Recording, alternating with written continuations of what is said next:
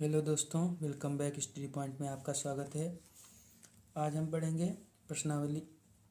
आज हम पढ़ेंगे एनसीईआरटी मैथ कक्षा 10 प्रश्नावली 1.2। इसका पार्ट 1 मैं करा चुका हूँ, जो मेरे चैनल पे अपलोड है। आप हमारे चैनल पर विजिट, यदि आपने वो वीडियो नहीं देखा है तो देख लीजिए। मेरे चैनल पे विजिट करें, आपको मिलेगा। डिस्क्रिप्शन बॉक्स में भी लिंक प्रोवाइड किया गया है, वहाँ से आप देख सकते हैं। उस वीडियो में हमने question number 1, question number 2, question number 3 हल करा दिए थे। इसके सारे भाग हो गए थे। आज हम हल करेंगे क्वेश्चन नंबर 4। 306 HCF 306 और 657 का दिया है 9। LCM 306 657 का ज्ञात करना है। तो चलिए हल करते हैं। बुक को हटा देते हैं, ठीक है। हमने सवाल पहले से ही लिख रखा है। आप जब भी मेरे वीडियो देखें, पेन पेपर हाथ में रखें और नोट डाउन करते रहिए, जो भविष्य में आपके लिए हेल्पफुल रहेगा, ठीक है। इसमें HCF दिया है और LCM हमें इन दो युग्मों का ज्ञात करना है, ठीक है। जानते हो आप कि हम पढ़ चुके हैं जांच करना। क्या जांच करना? कि दो ही संख्याओं पे ये नियम लागू होता है। दो युग्म जब होते हैं, युग्म मतलब जोड़ा जब होता है संख्याओं का, तो उसमें एक नियम लागू होता है। प्रथम संख्या, ठीक है, गुणे द्वितीय संख्या, द्वितीय संख्या बराबर HCF गुणे LCM, ठीक है। पिछले वीडियो में इसे हमने विस्तार से समझाया है, आप देख सकते हैं, ठीक है। तो प्रथम संख्या अब दिया क्या है वो लिख लो। दिया है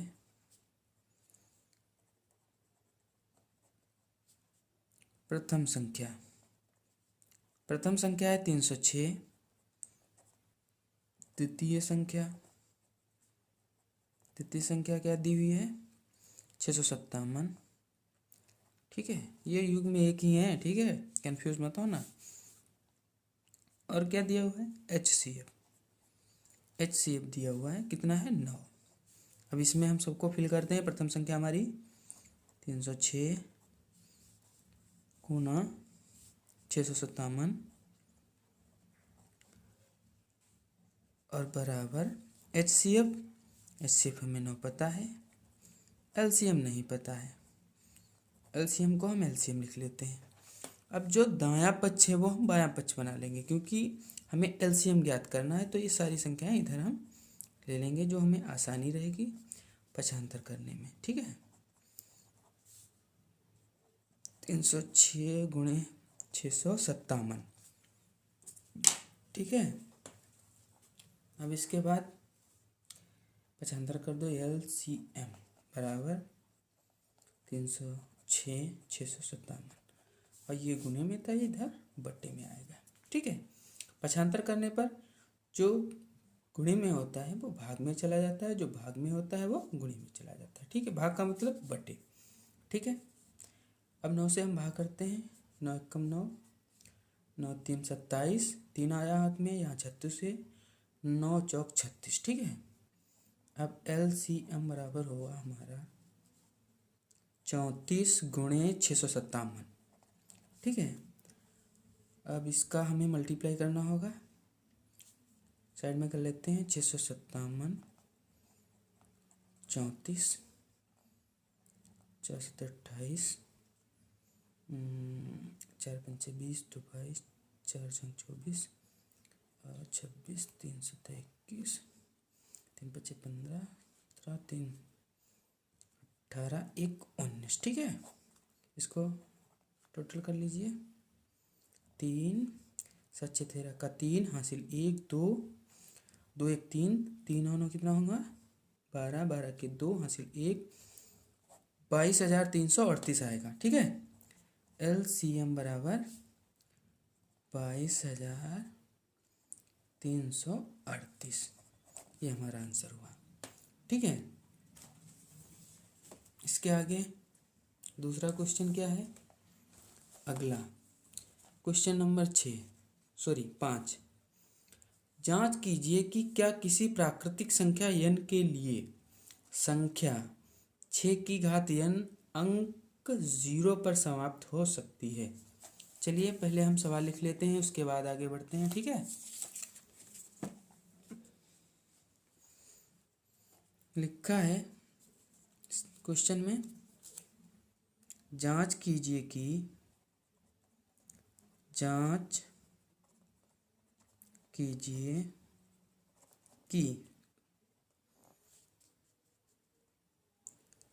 क्या किसी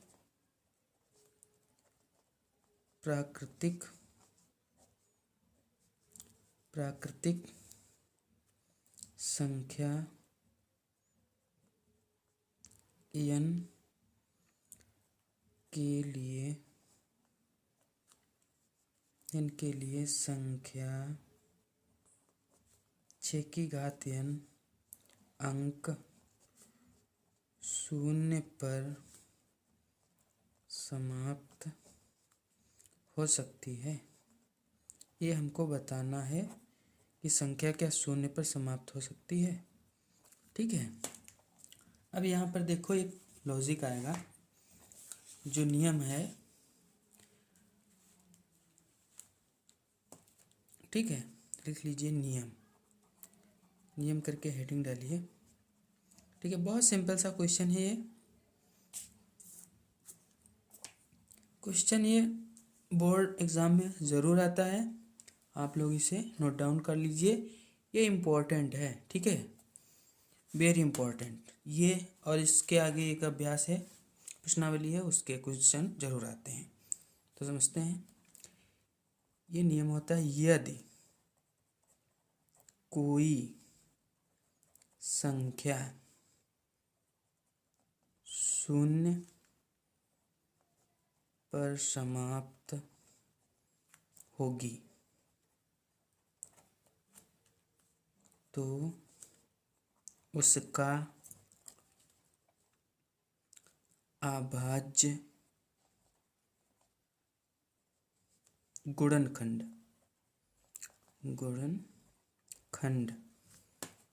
कम से कम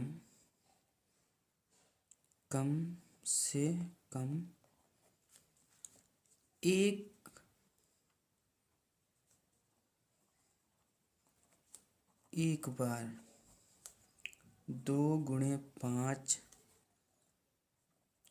आना चाहिए। ठीक है, मतलब जो संख्या 0 पर समाप्त होगी, ठीक है, जो संख्या 0 पर समाप्त होगी उसका गुणनखंड अभाज्य गुणनखंड करने पर एक बार 2x5 आना चाहिए। सिर्फ 2 से भी काम नहीं चलेगा, सिर्फ 5 से भी काम नहीं चलेगा, दोनों आने चाहिए, भले ही एक बार आए तभी काम चलेगा, तभी वह संख्या 0 पर समाप्त होगी। ठीक है, हमारे पास संख्या क्या है? 6। ठीक है, 6, क्योंकि 6 की घात n हमें सिद्ध करनी है, तो 6 ही है, क्योंकि सब 6 की घात n का मतलब यहाँ पे कोई भी घात हो सकती है, 6 की घात 8 भी हो सकती है, 7 भी हो सकती है, तो सबसे कम इकाई इसकी क्या हुई? 6, मतलब एक घात। ठीक है, तो वो संख्या कौन सी हुई? 6। तो यहाँ पे लिखेंगे, अतः 6 का गुणनखंड, 6 का गुणनखंड करते हैं, 6 का गुणनखंड करेंगे 2 से, पता ही है इसमें क्या है। ठीक है, 2x3 आएगा, कितना आएगा? 2x3। अब लिखेंगे यहाँ पे, चूंकि 6 का गुणनखंड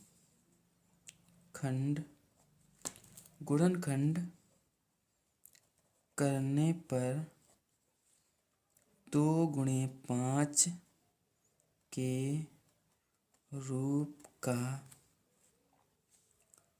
का नहीं है अतः 6 की घात n। अब जब पहली ही छोटी सबसे संख्या है जो 6, जिस पे n हमने 1 ही माना, वो ही नहीं आएगा तो 6 की घात 2 हो जाएगी, 6 की घात 3, मतलब n की मतलब कुछ भी हो सकता है। तो जब 1 ही नहीं आई तो दूसरी कैसे आएगी? ठीक है, 6 की n कभी 0 पर समाप्त नहीं होगी किसी भी प्राकृतिक संख्या के लिए। किसी भी प्राकृतिक संख्या n के लिए। ठीक है, कोई भी घात हो 6 की घात पे, ठीक है, वह 0 पर समाप्त नहीं होगी। इसी तरह पूरा कंटेंट हमको लिखना पड़ेगा आप लोगों को एग्जाम में, बोर्ड एग्जाम में, तभी नंबर अच्छे देगा एग्जामिनर। ठीक है, ठीक है, तभी कॉपी से कर अच्छे से हमें नंबर देगा, पूरे नंबर देगा। ठीक है, अगला क्वेश्चन देख लेते हैं। अगला क्वेश्चन क्या है? लिखा है व्याख्या कीजिए कि 7 गुणे 11 गुणे 13 प्लस 13 और 7 गुणे 6 गुणे 5 गुणे 4 गुणे 3 गुणे 2 गुणे 1 प्लस 5 भाज्य संख्याएं क्यों हैं? ठीक है, ये पूछ रहा है, ये भाज्य तो हैं, कह रहा है कि ये भाज्य तो हैं, लेकिन सिद्ध कीजिए कि ये भाज्य संख्याएं क्यों हैं। ठीक है, चलो फिर हल करते हैं। हाँ, भाज्य अभाज्य तो आप लोग जानते ही होंगे। ठीक है, थोड़ा सा और क्रिटिकल टाइप से बता देते हैं। क्वेश्चन नंबर हमारा कितना है? 6। चलिए क्वेश्चन पूरा नहीं लिखेंगे, आप लोग नोट डाउन कर लेना। ठीक है, बुक भी नहीं ले सकते सामने बार बार। ठीक है, देख लेना अपने आप। पहले भाज्य के बारे में कुछ बताते हैं। भाज्य अभाज्य के बारे में तो आप लोग जानते हैं, फिर भी थोड़ा सा। भाज्य संख्या 2 से ज़्यादा गुणज होते हैं। क्या होते हैं? गुणज होते हैं। जो भाज्य संख्या होगी उसके 2 से ज़्यादा गुणज होंगे। ठीक है, जैसे हम संख्या ले लेते हैं 6 भाज्य है 2 गुणे 3 गुणे 1, 2 से ज़्यादा इसके गुणज हैं। ठीक है, दूसरी संख्या ले लीजिए 10, 2 गुणे 5 गुणे 1। ठीक है, अभाज्य संख्या में क्या होता है?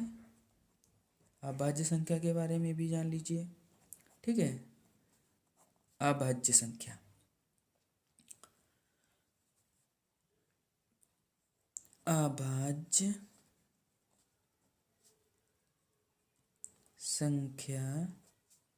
के केवल 2 गुणज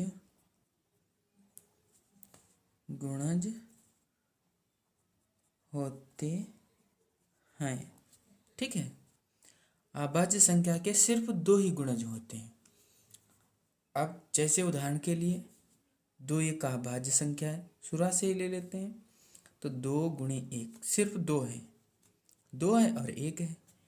3 का देखेंगे 3 गुणे 1 है। 5 का देखिए 5 गुणे 1 है। ठीक है, तो सिर्फ 2 ही हो सकते हैं, तीसरा नहीं होगा। यदि तीसरा आ जाए तो वह संख्या हमारी क्या हो जाएगी? भाज्य हो जाएगी। ठीक है, इतना समझ लीजिए। चलो फिर सवाल पे चलते हैं। सवाल क्या था, क्वेश्चन था हमारा 7 गुणे 11 गुणे 13 प्लस 13, ठीक है। और दूसरी संख्या क्या थी हमारी, वो भी लिख लीजिए, 7 गुणे 6 गुणे 5 गुणे 4 गुणे 3 गुणे 2 गुणे 1 और क्या है प्लस 5, ठीक है, ये संख्या है। अब देखिए यहाँ पे इसमें 2 पद हैं, एक ये है एक ये है, इसमें भी 2 पद हैं। पद हमारे प्लस और माइनस बनाते हैं, 2 चिन्ह ही हमारे पदों को दर्शाते हैं। यदि भाग है या बीच में गुणा है तो वो पदों को अलग नहीं करता है, ठीक है। ये बीजगणित का नियम होता है, वही यहाँ पे फॉलो हो, ठीक है। अब देखो इसमें उभयनिष्ठ हमको 13 मिल रहा है, 13 इधर भी है 13 इधर भी है, तो हम 13 उभयनिष्ठ ले लेते हैं। क्या ले लेते हैं, 13। अब इसमें बचा का भैया 7 गुणे 11 और फिर क्या बचा, ये 1 यहाँ का चला गया बाहर, तो 1 बचा, ठीक है।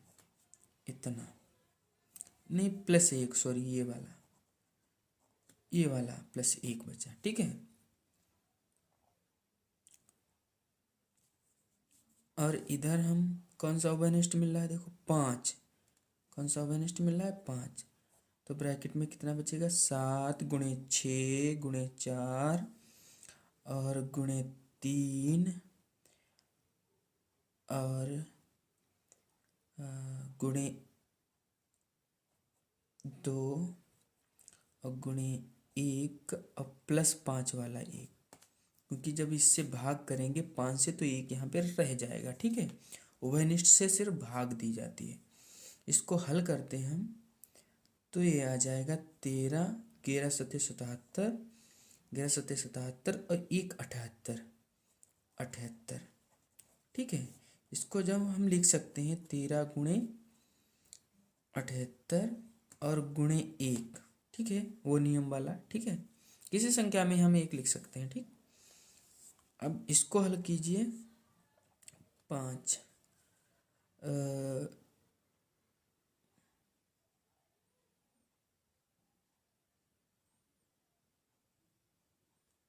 इसका करते हैं, 4 तिहाई 12, ठीक है, और 2 एकम 2 छंग 12, 12 सत्ते 84, ठीक है। फिर से समझ लिए, 4 तिहाई 12, 2 एकम 2 और 2 छंग 12, 12 सत्ते 84, ठीक है, ब्रैकेट लगाते हैं। और ये हमारा प्लस वाला 1, ठीक है। अब इसको और हल कर लीजिए, 12 का टेबल आता ही होगा, ठीक है। 12 चौक 48 और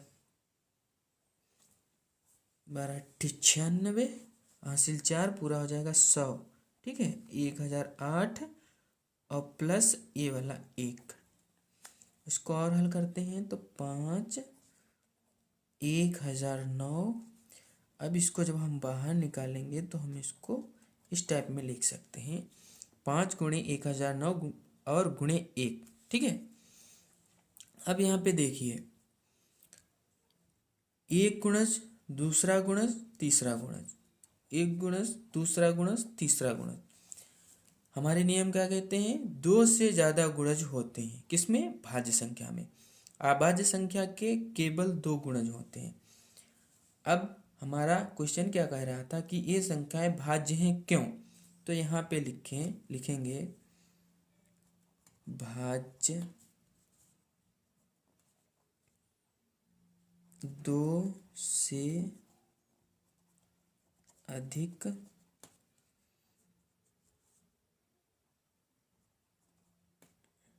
गुणन भाज्य हैं, क्यों, 2 से अधिक गुणन खंड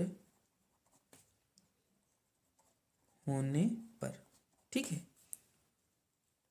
संख्या भाज्य है। क्या है, भाज्य, ये भी संख्या भाज्य। क्यों भाज्य है? दो से अधिक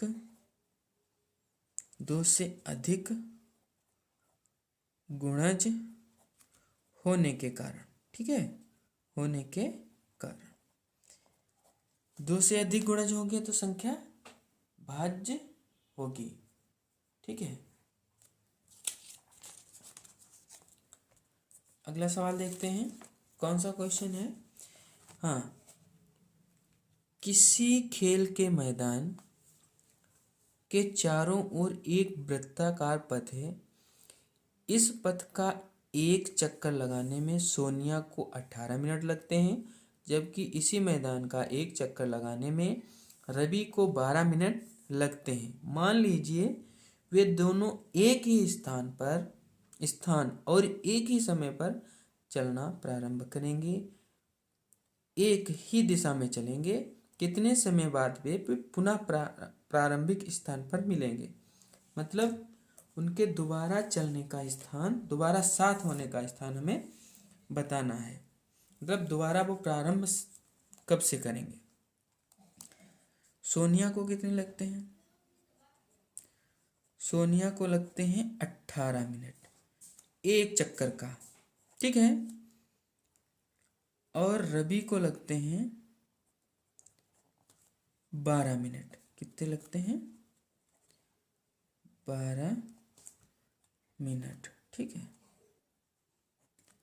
मान लीजिए ये वृत्ताकार मैदान है, ठीक है। सोनिया भी यहीं से चलती है और रवि भी चलता है। उसको 12 मिनट, वो तो 18 मिनट में पहुंचेगी यहाँ। रवि 12 मिनट में क्रॉस कर जाता है, ठीक है। और सोनिया को 18 मिनट लगते हैं, ठीक है।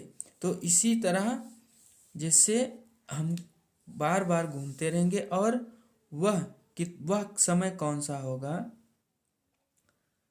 वो कि एक ही समय पर चलना प्रारंभ करेंगे, वो समय कौन सा होगा, ठीक है। तो हमको LCM निकालना है। इसका क्या निकालना है? LCM, तभी वो पुनः होंगे, एक पास होंगे। जैसे घड़ी की सुइयां एक स्थान पे इस समय पे आती हैं तो दूसरे स्थान पे कब आएंगी, ठीक है। उसी तरह ये है, इनका LCM निकालना है। तो 18 और 12 का हम LCM निकालते हैं, ठीक है। LCM गुणनखंड विधि से निकाल लीजिए। 18 का करेंगे 2 नाम 18, ठीक है। और उसके बाद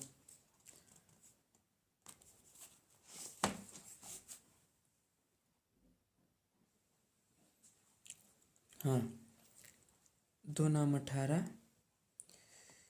3 तिया 9 और 3 एकम 3, ठीक है। 12 का भी कर लीजिए। 2 छंग 12, 2 तिया 6, 3 एकम 3, ठीक है। 18 का लिख लिए गुणनखंड, 2 गुणे 3 लिख लिया। 12 का लिखते हैं, 12 का हो गया। LCM का नियम पता है, उभयनिष्ठ संख्या हम 1 लिखेंगे, ठीक है। और बाकी सभी संख्याएं हम ज्यों के त्यों लिखेंगे LCM में। HCF में सिर्फ और सिर्फ उभयनिष्ठ संख्याएं लिखी जाती हैं, उनका गुणनफल किया जाता है। ये 2 आ गया, उसके बाद ये 3 आ गया, उसके बाद ये 2 और ये 3, ठीक है। शेष बची हुई है 2 तिया 6, 6 दूनी 12 और 12 तिया 36। कितना आया? 36।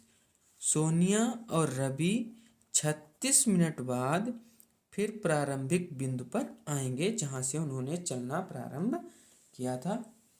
तो दोस्तों, हमारी आज प्रश्नावली 1.2 समाप्त हो गई। ये पार्ट 2 था। पार्ट 1 हमारे चैनल पे अपलोड हो चुका है।